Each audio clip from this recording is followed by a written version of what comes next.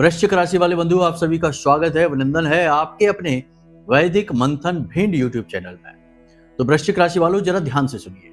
राहु के राशि परिवर्तन के बाद, अतिचारी गुरु की चाल होने के बाद भूल कर भी मत जाना इन 3 स्थानों पर। ये 3 स्थान आपकी संपूर्ण सकारात्मक ऊर्जा को सोख जाएंगे, समाप्त कर देंगे और आपके जीवन में लिख देंगे बर्बादी की कहानियां। जी हाँ बंधुओं, पहले ही आप बहुत परेशान चल रहे हैं, कोई कम समस्याएं नहीं हैं। ऐसे में बड़े बड़े शक्तिशाली ग्रहों के परिवर्तन भी हो रहे हैं और ऐसे में यदि आपने भूल चूक कर दी, कोई गलती कर दी, अनजाने में ही सही, उसकी कीमत, उसका भुगतान आपको करना होगा और केवल आपको ही नहीं, आपके पूरे परिवार को भी दुख और तकलीफों का सामना करना पड़ेगा। याद रखना कि जब भी दुख, तकलीफ, परेशानी किसी एक व्यक्ति के जीवन में आते हैं तो वह किसी एक व्यक्ति के जीवन में नहीं है, असल में वे पूरे परिवार के दुख तकलीफ बन जाते हैं। कैसे? कोई व्यक्ति यदि दुखी है परिवार में तो अन्य लोग सुखी रह सकते हैं? नहीं। तो बस अब आपकी यह ड्यूटी है कि इस कार्यक्रम को अंत तक देखें। हम आपको बताएंगे ऐसा सर्वश्रेष्ठ ज्ञान जो कि हम अपने हर कार्यक्रम में बताते ही हैं, जिसका आपने यदि कुछ % भी अपने जीवन में उपयोग कर लिया तो आप स्वयं अपनी किस्मत अपने हाथों से लिख डालेंगे और अपने भाग्य के निर्माता बनेंगे। जी हाँ बंधुओं, इंसान अपने भाग्य, सौभाग्य को खुद ही निर्मित कर सकता है और दुर्भाग्य को भी खुद ही निर्मित करता है, गलतियों के माध्यम से। इसीलिए गुरु की आवश्यकता होती है, जो पल प्रतिपल मार्गदर्शन करे, चाणक्य की भांति, जो एक छोटे से चरवाहे को राजा बना सकते हैं। भाग्य लिख दिया उनका। इसी प्रकार आज हम आपको यह श्रेष्ठ ज्ञान देने जा रहे हैं। हम आपको कुछ महत्वपूर्ण बातें बताने जा रहे हैं, सावधानियां और गलतियों के प्रति जागरूक करने जा रहे हैं और अतिचारी गुरु जो कि दुगनी शक्ति के साथ अब गोचर कर रहे हैं, इनका लाभ आपको कैसे मिलेगा, ऐसे विशेष गुर आपके अंदर उत्पन्न करने जा रहे हैं। गुरु वही जो गुर उत्पन्न करे और दुर्गुणों से दूर करे, यानी कि अंधकार से प्रकाश की ओर लेकर जाए, वही है गुरु। तो वही आज हम करने जा रहे हैं। साथ ही साथ आपको बताएंगे 3-4 ऐसे छोटे छोटे लेकिन बेहद सटीक उपाय जो आपको अब कर लेने हैं। समय आ गया है। इन उपायों से आपको ना केवल गुरु का पूरा लाभ मिलेगा, यानी बृहस्पति आपके पूर्ण अनुकूल हो जाएंगे और दुगनी शक्ति के साथ आपके जीवन में धन संपत्ति की बरसात करेंगे। साथ ही साथ आपके राहु भी पूर्ण रूप से अनुकूल होंगे। बहुत ही सटीक उपाय हैं, इन्हें कर जरूर लेना। आपकी किस्मत बदलेगी 100% गारंटी के साथ। और एक खास बात, एक ऐसा छोटा सा लेकिन बड़ा शक्तिशाली उपाय, शुक्र को जागृत करने का, एक्टिवेट करने का और इसका लगातार कंटिन्यूअस लाभ लेते रहने का सटीक उपाय। मतलब कि आज का यह कार्यक्रम ना केवल मुसीबतों से बचाएगा आपको, बल्कि आपको लेकर जाएगा जगमगाते हुए कामयाबी के उस पथ पर जिसकी आपने हमेशा तमन्ना की है, हमेशा सपना देखा है। जी हाँ बंधु, आप माने या न माने, लेकिन कहीं ना कहीं अंतःकरण में आपके यह चाहत बैठी है। जी हाँ, सुख की चाहत, शांति की चाहत, धन वैभव की चाहत और तरक्की की, आपका रुतबा दबदबा बने, इस बात की। जी हाँ, तो बस आज अब आपको इस कार्यक्रम पर अंत तक रुकना है, सारी बातें समझना है और एक एक बात को नोट करते चलना है। जब आप इन कार्यों को अपने जीवन में करेंगे, आपको प्रामाणिकता के साथ हम कहते हैं कि 100% लाभ प्राप्त होकर ही रहेंगे। ये हमारा वादा है आपसे। इस कार्यक्रम को बिल्कुल भी हल्के में मत लेना। जो बातें बता रहे हैं उन्हें बिल्कुल भी अनदेखी मत करना। एक एक बात पत्थर की लकीर के समान है, पूर्ण रूप से ज्योतिषीय आकलन और शास्त्रीय पद्धतियों पर आधारित है। प्रमाण हम बीच बीच में आपको देते चलेंगे। बिना प्रमाण तो हम कुछ कहते ही नहीं है, ये आप अच्छी तरह से जानते हैं यदि आप हमारे कार्यक्रमों को लंबे समय से देखते चले आ रहे हैं। तो उम्मीद करते हैं कि आप इस कार्यक्रम में अंत तक ठहरेंगे और स्वयं अपने भाग्य के निर्माता बनेंगे। जी हाँ, तो बस माई का नाम लेते हैं, जयकारा प्रेम से लगाते हैं, कमेंट बॉक्स में भक्ति के साथ, पूरे भाव के साथ लिख डालिए, जय मां भद्रकाली कृपा करो। महामाई ने निश्चित कृपा कर ही दी है, तभी तो यह कार्यक्रम आप तक पहुंचा है, वरना क्या आवश्यकता थी कोई आपको रोके टोके और बताए कि ये करो ये ना करो। ये माई की कृपा ही तो है। हमारे माध्यम से आप तक पहुंच रही है, क्योंकि हमने माई की सेवा की है, साधना की है, उनके चरणों में पड़े रहते हैं। तो किसी न किसी को तो भगवान माध्यम बनाते ही हैं, खुद तो प्रकट हो नहीं जाएंगे। तो बस समझ लीजिए कि माध्यम हम बनकर आपके सामने आ गए हैं। तो बस यदि भाव माई के प्रति और गहरा है तो कमेंट बॉक्स में ये भी लिख देना कि मैं भी माई के परिवार का हिस्सा हूं। याद रखना कि आपका भाव ही भगवान को चाहिए, बाकी भगवान को क्या आप और हम दे सकते हैं? कुछ भी नहीं।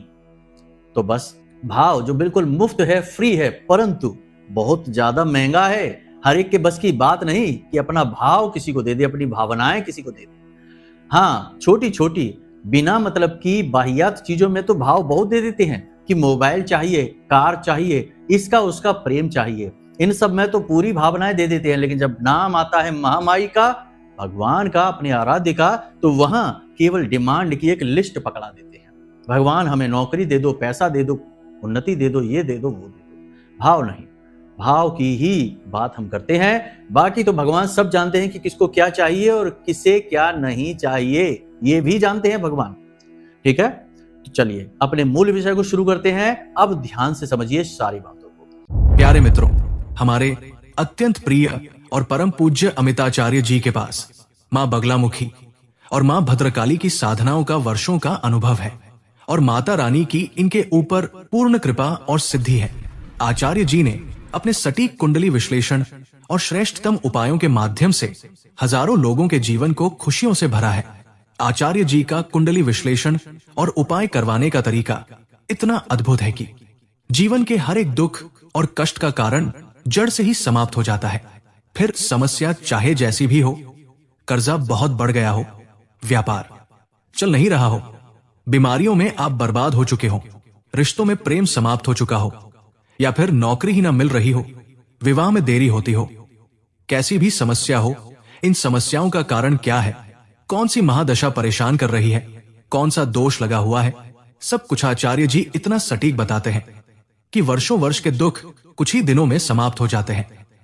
अगर आपके जीवन में भी कोई ऐसी संकट की घड़ी है तो यही सही समय है जब आप पूज्य आचार्य जी के हाथों से अपनी कुंडली का विश्लेषण करवाएं और वर्षों से चल रहे दुखों और संकटों के इस चक्र से बाहर निकल जाए।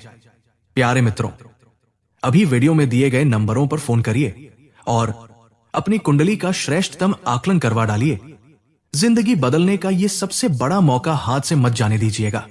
जय माई की, महामाई आपका कल्याण करे। दो महत्वपूर्ण ग्रह यानी गुरु किसी भी कुंडली का आधार होता है। जैसे कोई बिल्डिंग बनती है तो मजबूत आधार होना आवश्यक है, वरना वह बिल्डिंग कभी भी धराशायी हो जाएगी। उसी प्रकार किसी भी कुंडली का आधार गुरु होते हैं, और वो हों भी क्यों ना, गुरु हैं ही ज्ञान के देवता, बुद्धि के देवता और आध्यात्म की उन्नति के कारक देवता। तो ऐसे में उन्हें क्यों ना होना चाहिए कुंडली का आधार। तो बस किसी की भी कुंडली में कोई और ग्रह पॉजिटिव हो या ना हो, गुरु का पॉजिटिव होना बहुत ज्यादा जरूरी है। अब एक और खास बात कि पूरे ग्रह माला में गुरु का कोई शत्रु नहीं, और पूरी ग्रह माला में गुरु कभी भी किसी का अनिष्ट नहीं करते हैं। जैसे अन्य ग्रह होते हैं ना, कभी शुभ हो जाते, कभी अशुभ हो जाते, गुरु कभी अशुभ नहीं होते हैं। ये गुरु की महिमा है। आप यहीं से समझ सकते हैं कि कोई शत्रु नहीं, कोई अनिष्टता नहीं। हाँ, एक बात जरूर है कि गुरु यदि बकरी हैं, अस्त हैं, तो इनका प्रभाव कम जरूर हो जाता है। ठीक बिल्कुल वैसे ही कि यदि आपके भौतिक गुरु कोई हैं, उनके पास आप चले जाएंगे तो वे आपको ज्ञान और प्रेम ही देंगे, कभी आपके बारे में अनिष्ट नहीं कहेंगे, ना आपको अनिष्ट होने देंगे।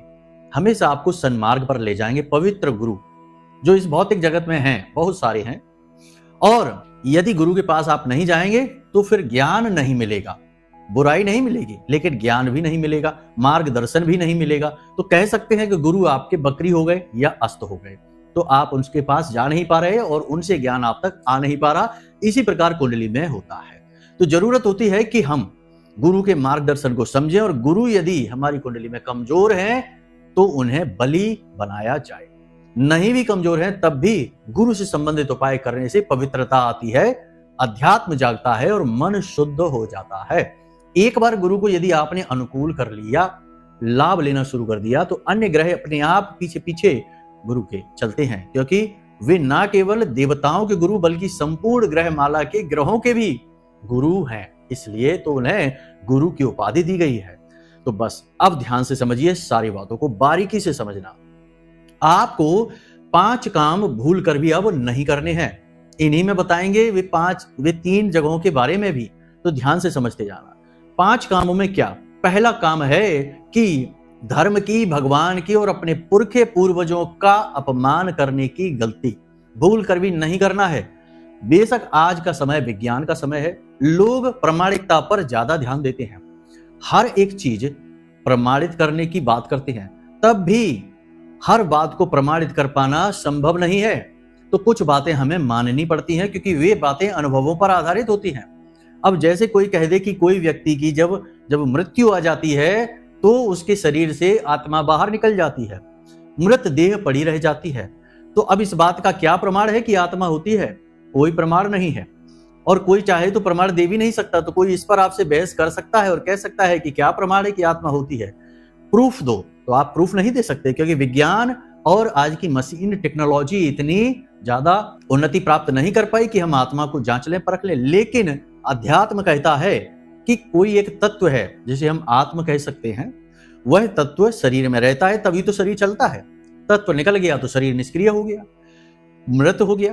तो बस उसी के आधार पर अध्यात्म कहता है, और ऋषि मुनियों ने इन बातों को गहरे अध्यात्म में जाकर जाना है, माना है। तो मतलब यह हुआ कि आप जिन चीजों के बारे में नहीं जानते हैं उनकी अवहेलना नहीं करनी है। अगर वे हमारे अध्यात्म, हमारे धर्म शास्त्रों, पुराणों, वेदों में लिखी हुई हैं तो उन्हें मान लेने में भलाई है, क्योंकि हमारा आध्यात्मिक स्तर इतना बड़ा नहीं कि हम उनके बारे में कुतर्क करने लग जाएं। और जो कुतर्क करते हैं उनकी हानि निश्चित है, होती ही है, क्योंकि आजकल समाज में ऐसे बहुत सारे कुतर्की और मंद बुद्धि मूर्ख घूम रहे हैं, जो भगवान को भी उल्टा पुल्टा कहते हैं, धर्म के बारे में अनाप शनाप बातें कहते हैं, और इन सब को करके वे खुद हीरो बनना चाहते हैं।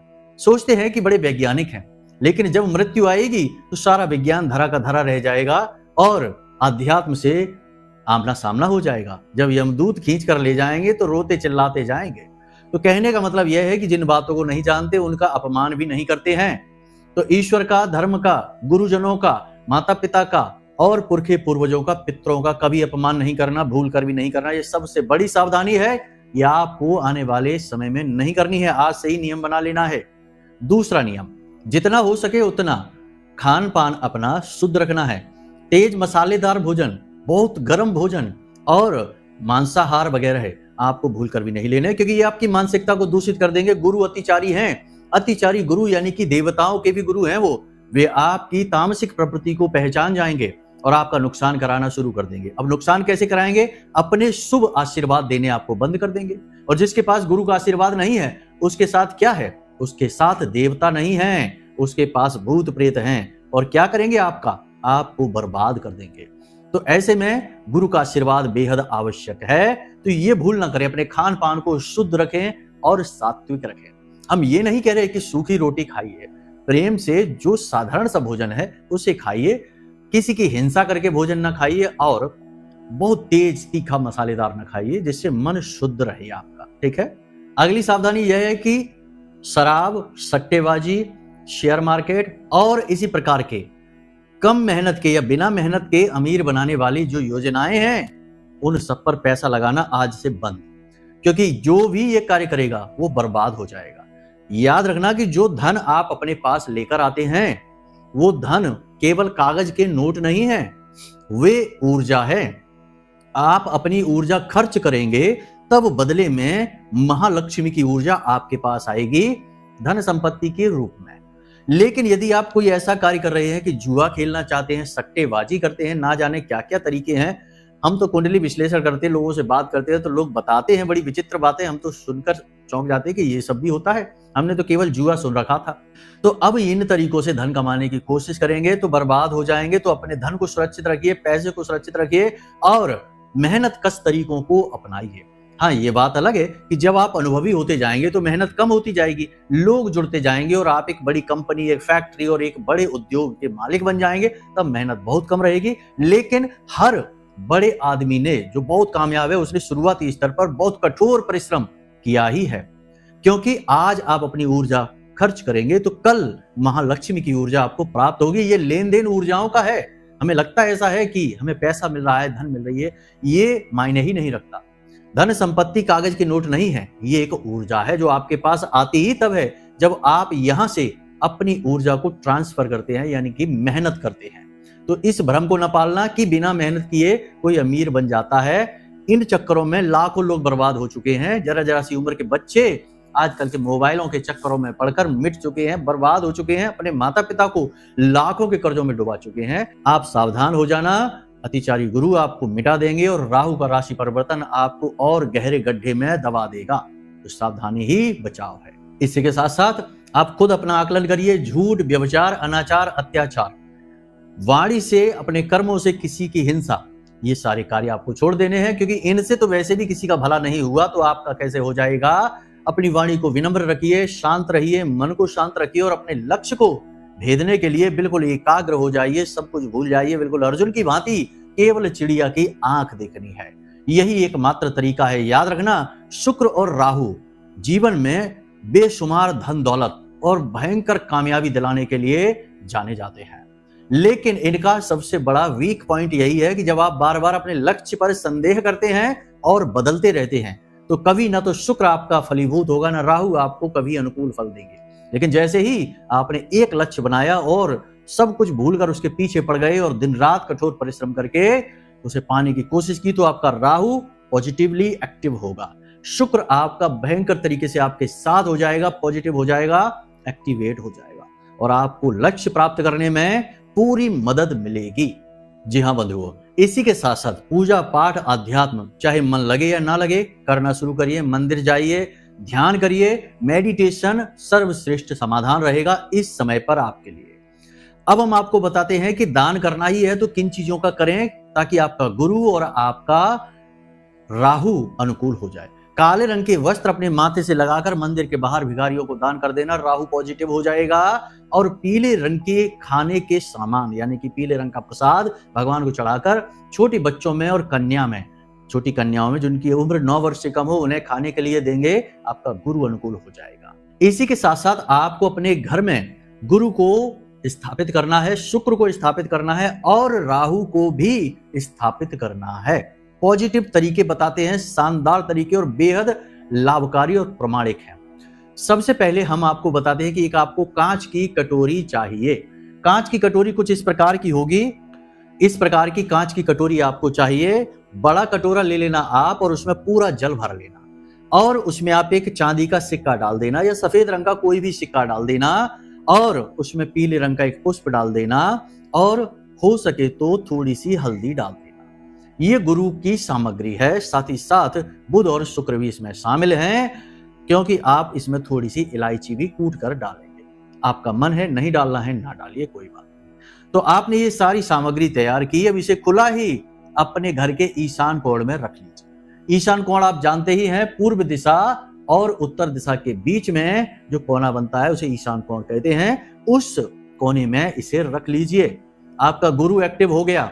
हर 3 दिन 4 दिन में इस पानी को अपने घर के मुख्य दरवाजे पर सिंचित कर लीजिए और नया पानी भर के फिर रख दीजिए। ठीक है, पानी खराब नहीं होना चाहिए, पुष्प जो है वो खराब नहीं होना चाहिए, सड़ना गलना नहीं चाहिए। आप अपनी कुंडली में भी गुरु की स्थिति को देखें और याद रखें, यदि आपको थोड़ी बहुत कुंडली देखनी आती है तो यह और भी ज्यादा सटीक हो जाता है कि गुरु आपकी कुंडली में कहां बैठे हैं। मान लेते हैं जैसे कि कुंडली का जो पहला भाव है वह पूर्व दिशा होती है, तो पूर्व दिशा के आधार पर यदि 7वें भाव में गुरु बैठे हैं तो पश्चिम दिशा में रखें इस कटोरे को, और यदि गुरु प्रथम भाव में बैठे हैं तो पूर्व दिशा में रखें इस कटोरे को। इसी प्रकार यदि 10वें भाव में गुरु बैठे हैं तो दक्षिण दिशा में, अपने घर की दक्षिण दिशा में इस कटोरे को रख दें, और यदि 4th भाव में गुरु बैठे हैं तो उत्तर दिशा में रख दें। यह और भी सटीक होगा, क्योंकि जैसा आपकी कुंडली में गुरु की स्थिति है, भाव है, वैसी ही स्थिति आपने अपने घर में निर्मित कर दी। यानी गुरु को स्थापित करने का सर्वश्रेष्ठ तरीका है यह। इस प्रकार गुरु आपके पूरी तरह से अनुकूल हो जाएंगे और आपको दिन दूनी रात चौगुनी तरक्की मिलेगी।